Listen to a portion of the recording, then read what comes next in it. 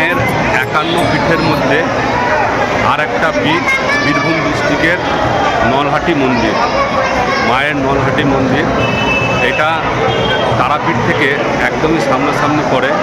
আজকে আমি চলে এসেছি মায়ের নলহাটি মন্দিরে পুজো দিতে। জয় মা নলহাটেশ্বরী।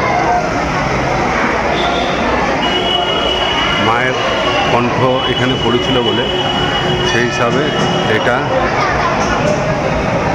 নলহাটেশ্বরী নাম হিসাবে পরিচিত।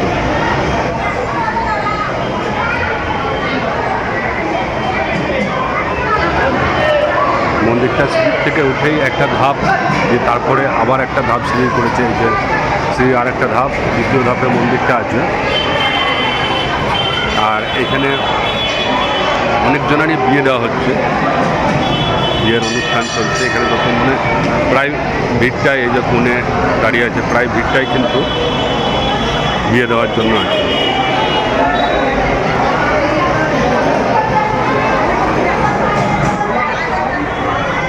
মন্দিরটা খুব সুন্দর করে সাজানো। আর এই সামনেটাতে অনেকটা প্লেস, এই যে সামনের ফ্লোরটাতে অনেকটা প্লেস। মায়ের মন্দিরে এখানে এসে সবাই রেস্ট ফেস্ট নিতে পারবে। আর এই যে এইখানটাতে যেমন বলি দেওয়া হয়, এটা হচ্ছে এই যে বলি দেওয়ার জন্য। উপরটাতে উঠে যাক, দেখি উপরে সিঁড়িটা উঠে।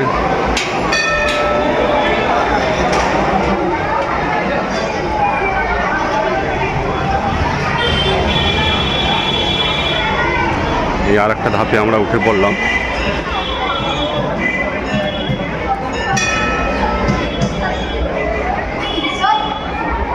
মা নলহাটির মন্দির।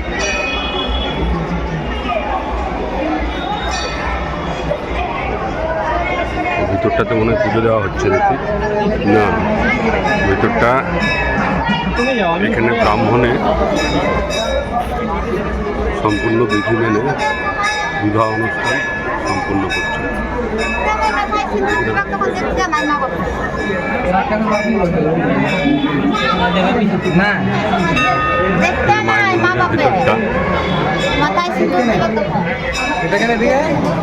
অনেকটা ভিড়ের কারণে মন্দিরটাকে ঠিক করে দেখানো যাচ্ছে না, তাও দেখি মায়ের মন্দিরের মুখটা এখান থেকে দেখা যায় নাকি। এই যে মায়ের মন্দিরটা,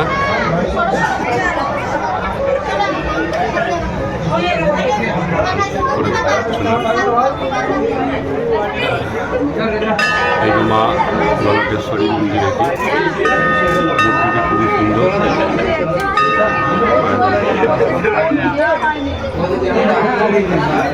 আমাদের মন্দিরটা তারাপীঠ থেকে খুব একটা বেশি দূরে নয়, কিন্তু আপনারা যদি তারাপীঠ ঘুরতে আসেন তাহলে এই মন্দিরটাতে এসে একবার ঘুরে যাবেন।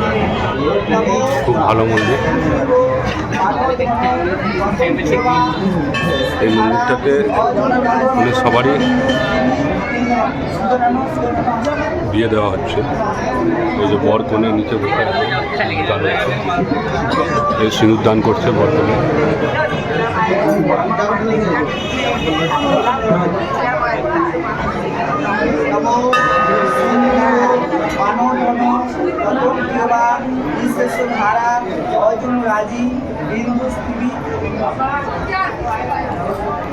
মন্দিরের এগুলো অনেক আদি। মন্দিরের যে ডেকোরেশনটা সমস্তটাই বাইরে টাইলস দিয়ে করা আছে। মন্দিরের ওপর থেকে নিচের ফ্লোরটা দেখাচ্ছি।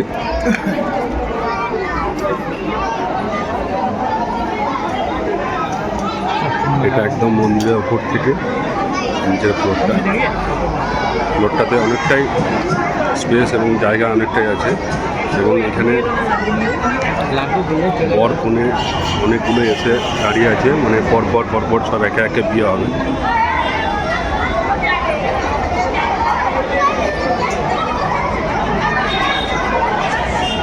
সিঁড়ির ধাপ, একটা দুটো তিনটে সিঁড়ির ধাপ ঘুরিয়ে মায়ের মন্দিরে উঠতে হয়। আর এখানে একটা টিলা, এই যে মায়ের মন্দিরের টিলাটা, এটা মায়ের মন্দির থেকে আমি ছবিটা তুলছি।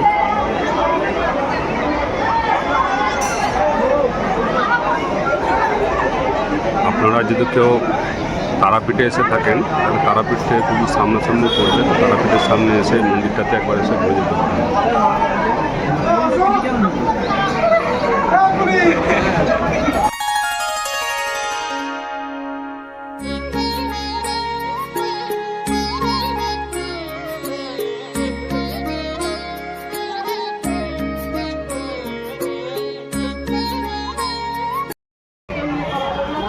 মায়ের নলাটি মন্দিরের এই সাইড দিকে গলি গলি করে জায়গা করা আছে। এটাতে অনেকজনা পাক খেয়ে ঘুরে। এই সাইডটা অন্ধকার, লাইটগুলো জ্বালেনি সকাল দিকে। এই সাইড থেকে হ্যাঁ,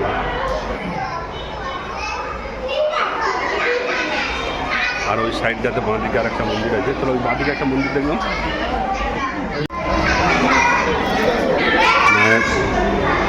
এখানে অনেকজনা নিজের মনস্কামনা পূর্ণ করার জন্য পিঠ বাঁধে। এটা কি বট কি? এই গণেশ ঠাকুরের মূর্তি।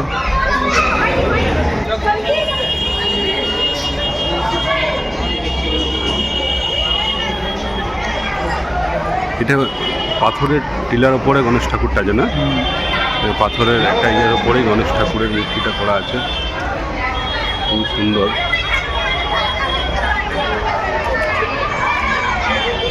এটা মায়ের মন্দিরের গায়ে একদম গণেশ ঠাকুরের মন্দিরটা।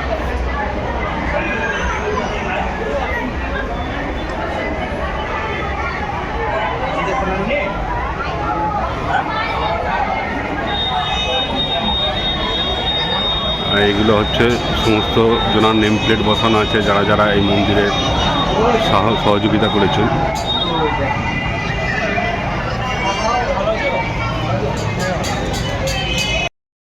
এখানে আর একটা খুব ভালো সিস্টেম, এখানে যারা বিয়ে করতে আসে বর এবং কনের সমস্ত কিছু ডিটেলস নেওয়া হয়।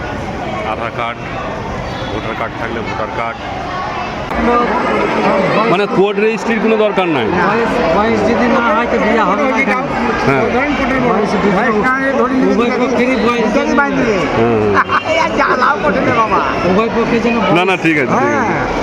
বয়সও আছে।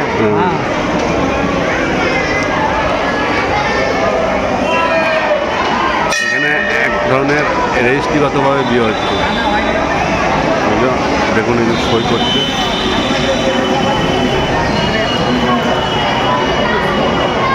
বর কনে এবং কিছু সাক্ষীগণ এর সামনে দাঁড় করিয়ে তারপরে দুজনারই প্রাপ্ত বয়স হয়েছে কিনা সম্পূর্ণভাবে দেখে তারপরে এখানে সই করতে হয়, ছবি দিতে হয়, আধার কার্ড, ভোটার কার্ড সব কিছু জমা দিয়ে তারপরে বিবাহতে বিবাহ সিঁড়িতে উঠতে পারবে।